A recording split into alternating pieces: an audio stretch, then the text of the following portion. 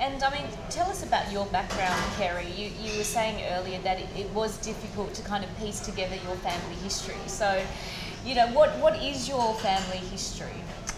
Okay, now I have to get this right. So on my mother's side, she's of a Canton ancestry, and my father's is a Hakka, the Hakka people.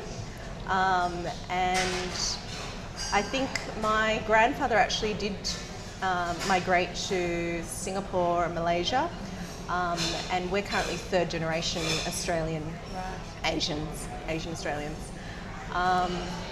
What's interesting though, when I was actually looking into a little bit of the Hakka people, Hakka means guest family or visitor. Yeah, right. So it's, I think from 200 BC, you know, through social changes, upheaval, someone wanting to be an emperor, there was a lot of persecution and they had to, I guess, flee.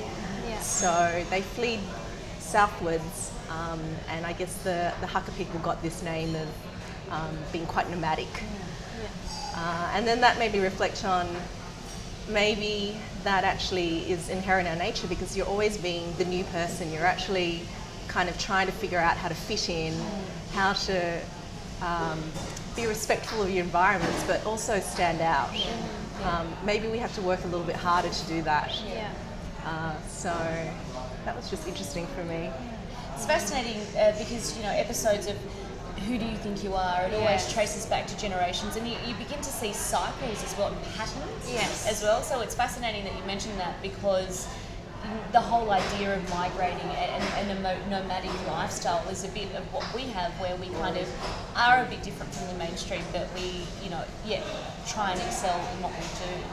Yeah. And I guess, like, how did your parents get to be? Yeah, so both my parents actually came from really big families of like 5 siblings, and I think they were all really close and they all lived under one roof as well. And one time my parents just took a holiday. They went to Sydney, and as cliche as it sounds, they just loved the air and the space and kind of like the opportunities here. So we just migrated here when I was 3. And all my relatives are actually still overseas. So it's just been me, my mum and my dad living in Sydney, and it's been really good. I still speak Cantonese at home, and I still go back to Hong Kong to visit my family and kind of get in touch with my relatives, and of course the food and the culture and everything again. But it's just, I'm really lucky to have both cultures under my belt. So to grow up in Australia but still to have that strong Chinese culture as well.